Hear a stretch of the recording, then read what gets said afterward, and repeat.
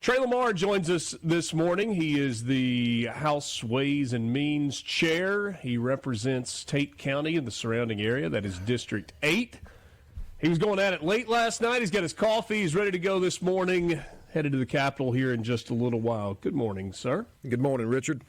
Appreciate a few minutes of your time. I thought, let's rewind. Week and a half ago, the speaker was on with Gerard on middays. And I sent a message to him after the interview. I said, you sound more optimistic that there is a deal to be made with the Senate to get tax reform done than I've heard at any point in this session. And he said to me, we're really, really close. I think he gave me like the little two-finger emoji where you hold the thumb and the pointer finger together. He's like, we're this close. Yeah. And then I was out of town last week for spring break with my family, and I guess it was early in the week. It's like, oh, it all blew up. They're not close anymore. And then yesterday, it legitimately felt like we were closer as both the House and the Senate offered amended plans, which for the first time, both plans show a complete elimination, eventually, of the state income tax. So my question, as we start, how close are you? We remain close. Let me start by saying this, Richard. I want to thank the Senate for what they did yesterday. I have continued throughout the session. You know, we passed House Bill 1, the first version of House Bill 1, back in early January, maybe the second week of the session. And since that time, I have tried to work and talk with the Senate to convince them that income tax elimination is what the taxpayers of Mississippi want and what they need in large measures. It's what's best for our future as a state. And so throughout the session, we've been ready. And I'd say the last month or so, we've continued. We've talked. We've had good conversations. Then about 2 weeks ago, you know, things fell apart a little bit. But I remained hopeful that the Senate would come back to the table. And so they did that yesterday. And for the very first time, they put income tax elimination, at least some version of it in modern English, written on a piece of white paper for the public to see. And so that is the very first time they have ever done that. And I'm thankful that they did it. And you know, we yesterday in the House and the Ways and Means Committee passed out a revised House Bill 1 that has some of the changes that I, quite frankly, had asked the Senate to make all along throughout this year. We went ahead and made those, and I submit a much better House Bill 1, new and improved, that eliminates the income tax over that 10, 11-year time frame and takes care of taxpayers for years to come. So yeah, excited about that. We want to talk about what's in that. Obviously, Jason White, Speaker of the House, Delbert Hosemann, Lieutenant Governor, they are at the top of the food chain. But in terms of the way things get done in the legislature, they delegate people to do different things. You have worked as the lead on tax reform on the House side. I think Josh Harkins has worked as the lead on the Senate. Is he the person that you are primarily communicating with on the Senate side? Yes.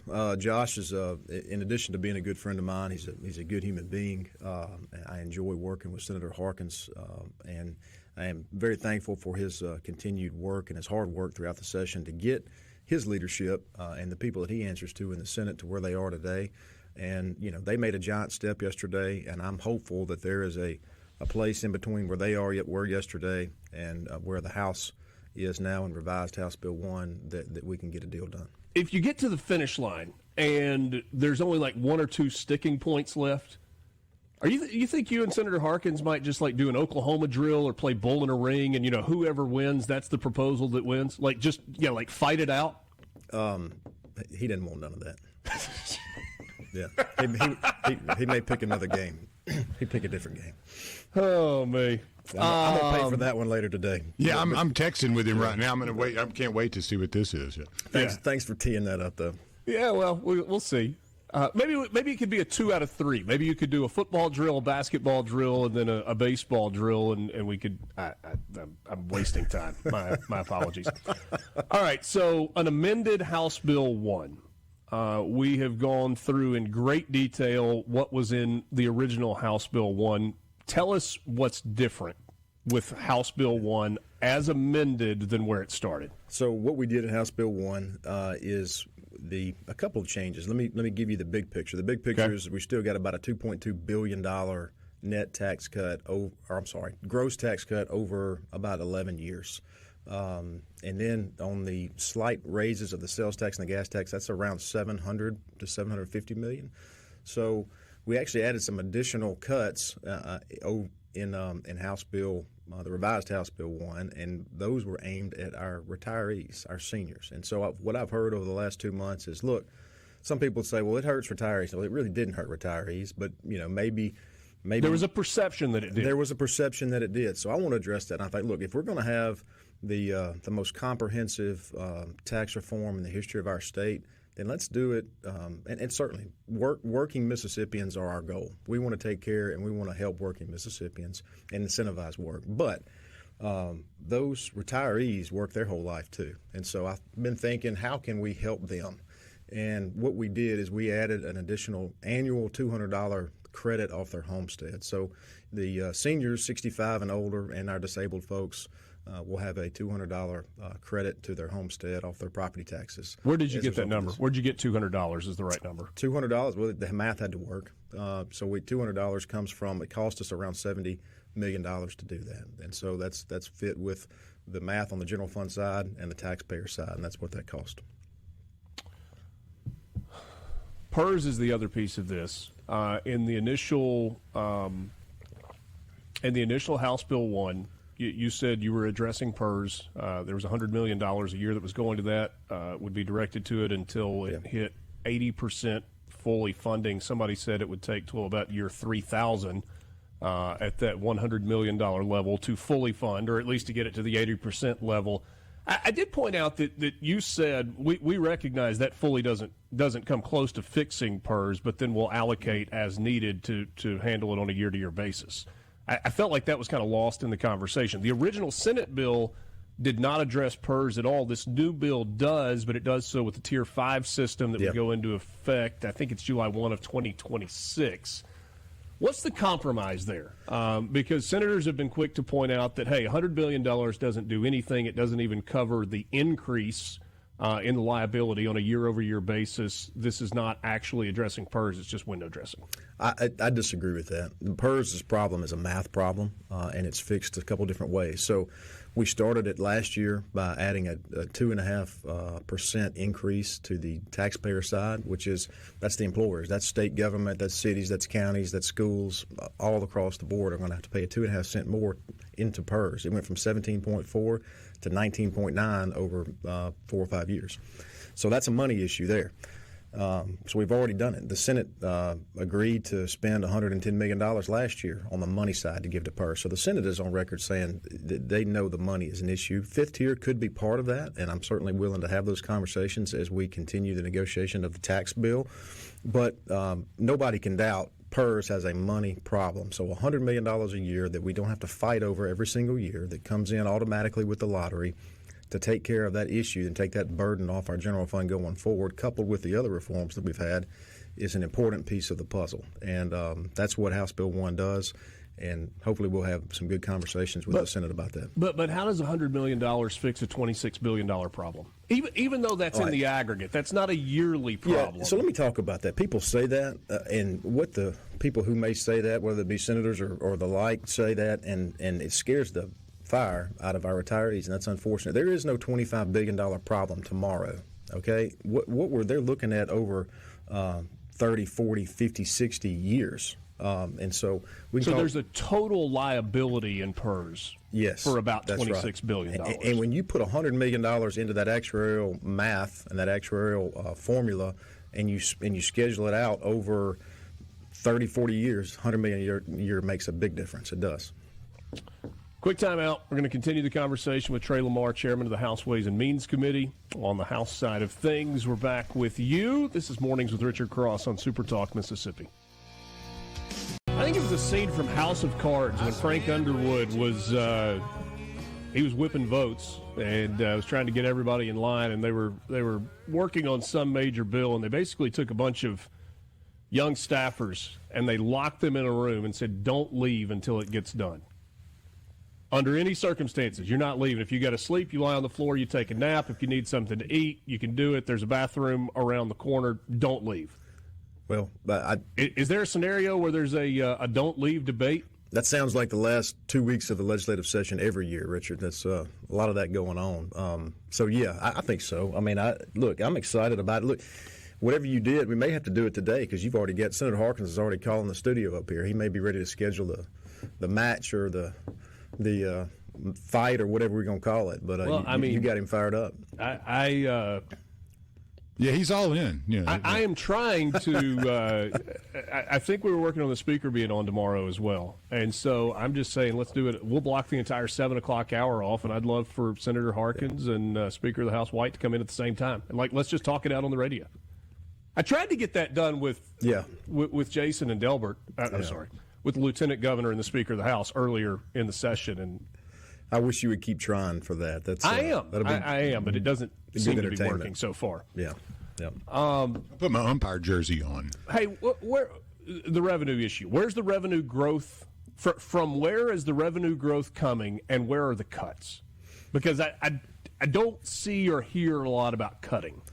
Well, the good thing about that issue is that we have to have a balanced budget in Mississippi every single year. So, we get to decide what we're going to do with our appropriations, and we don't have to cut when you start with a $700 million surplus. You don't have to cut. What you have to do is control spending, though. So that's exactly what we're doing this year. We've got a appropriation chairman working on a budget that is very, very lean compared to last year. Maybe $20-30 million, something like that, more than last year. But there are no cuts, and so people get caught up in that a lot. We're not cutting government. We don't have to cut government, and I'm hopeful in the future we won't have to. But you know what? I've been here 14 years, and there have been years in the past when taxes were a lot higher than they are today that we had to cut government. It may happen again in the future, and that's what you hire legislators to do, is to handle the purse strings of government. I'm not worried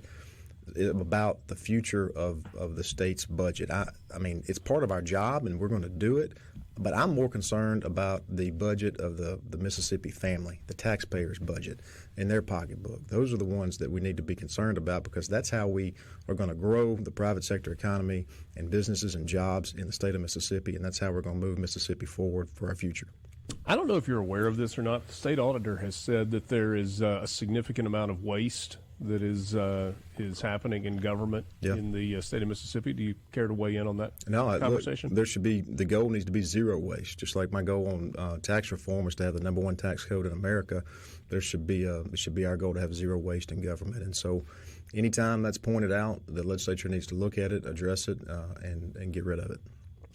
There's one thing in the Senate bill that strikes me as a little bit concerning, and it's not so much that there are triggers on the road to full income tax elimination. It's that there's, at least so far, ambiguity about what those triggers are. I know I saw a quote from you yesterday that said that language is going to be really important as to what the triggers are. Yeah. So it brings the income tax rate down. And then I guess at that point it starts to look at, okay, what are the expenditures? What does the legislature spend in a given year?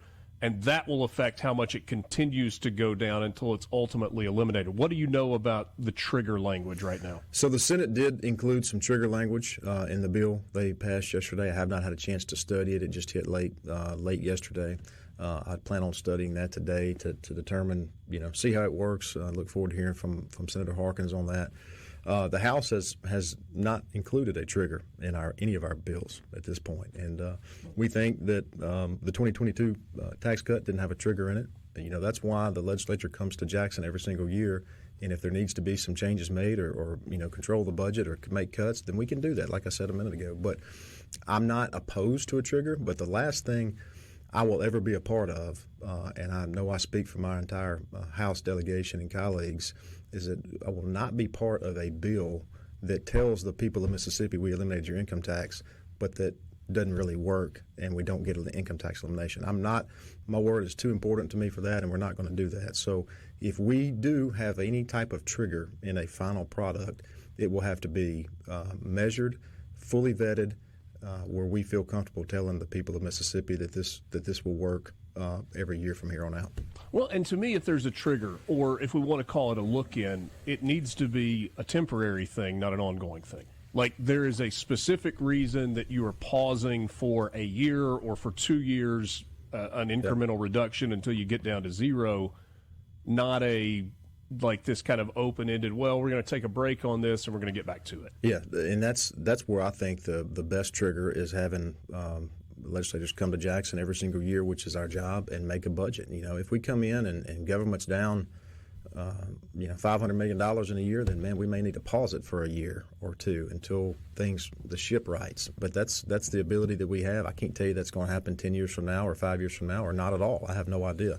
It's kind of hard to do that in the trigger. But, again, I'm thankful that the Senate put income tax elimination on paper, but the devil really is in the details of that trigger, and we're gonna nail down on it and find out what it does and hopefully reach a conclusion and a deal in the next couple of weeks. I spoke with a senator yesterday who said, I'm going to have a really hard time voting for a sales tax increase. Yep. My constituents seem to be more concerned about a sales tax increase than they are about income tax elimination. Have you heard feedback along those lines? Yeah, and this is where some leadership is required. Let me give you these numbers. 2.2, I'm using round numbers, 2.2 billion in cuts, 750 million in increases. Okay, big part of that is a gas tax. There's only two places the House bill goes up. It's the gas tax that we haven't increased since 1987, have a broken funding formula, and then the sales tax. The sales tax piece, that's just the general sales tax. That's not our specialty rates. So our farmers still have their breaks. Our industrial folks still have their breaks. None of that is being touched. But the 7% general sales tax that people pay when they go buy their paper towels, that's what we're looking at. And in every state around us, that is 9.5% or 10.5%, and we're at 7%. And so if you want to have a serious conversation on income tax, which obviously we do, you've got to look at that piece of it. And so far, the Senate has been unwilling to look at that. And nobody, if they look at the math, can say, well, man, I don't want to pay that extra penny on my paper towels. That extra penny on the paper towels is more important than a several $1,000 cut to my income tax on my $50,000 a year salary. It makes 0 sense. So all you got to do is look at the math. And if a senator's telling you that, then they're more concerned about the politics of it than actually the policy of it. And I'm begging them, I'm asking them, let's talk about the policy. Let's focus on the policy and why this is best for the people of Mississippi. There is no scenario, Richard, where a person that if the sales tax goes from 7% to 8% and we eliminate the income tax, there is no scenario where that person is not better off. It's just not. And so, all right. So I'm doing the math on my head. Let's just say that you have a household of expenditures of $50,000 in a year, and the sales tax goes from 7% to 8%. That means it costs you out of pocket an additional $500 a year, right? Does that math check out? If you spent $50,000 a year on things subject to a sales tax. Right. I'm just using that for the purpose of round numbers. Yeah, but if you did that, you're extremely rich. Well, but again, I'm just using that. So we're saying for a high income earner, if you spend $10,000 on things that are subject to sales tax in a year, it costs you an additional $100. There you go. But the point is, there is likely a bigger reduction in your state income tax as that goes down than there is an increase in what you would pay in sales tax with a 1% increase. Without question. Substantially more. Let me remind you that we're also reducing the sales tax on groceries. So those people 7% to 5%. 7% to 5%. And that's now immediate, right? In our bill, it would be immediate. In year one, it would go from 7% to 5% on groceries. And people living on fixed incomes or the salary of they're making $40,000, $50,000 a year, then that's important. And a large portion of what they spend money on is going to be groceries to feed themselves and their family. people just, there's not that much things that are subject to a general sales tax. It's just not. Last thing, real quick. Use tax was added into this, and that was not part of the original bill, right? That's right. So anything you buy on the internet would be subject to an 8% use tax, which would match the sales tax? It just mirrors those things. So whatever you buy on the internet or ship in from out of state has a 7% sales tax right now. We just call it use because it comes from out of state, and they would make sure that the online people don't have an advantage over our brick and mortar businesses across Mississippi. And again, amen to that. We added a property tax cut for our retirees. I can't stress the importance of that piece of the new piece of the bill. So $200 property tax cut for anyone over the age of 65. 65. And disabled folks. Trey Lamar, House Ways and Means Committee Chair, thanks so much for coming in this morning. Yes, sir. Thank you for having me, as always. More MRC after this. Chapel Hart's next.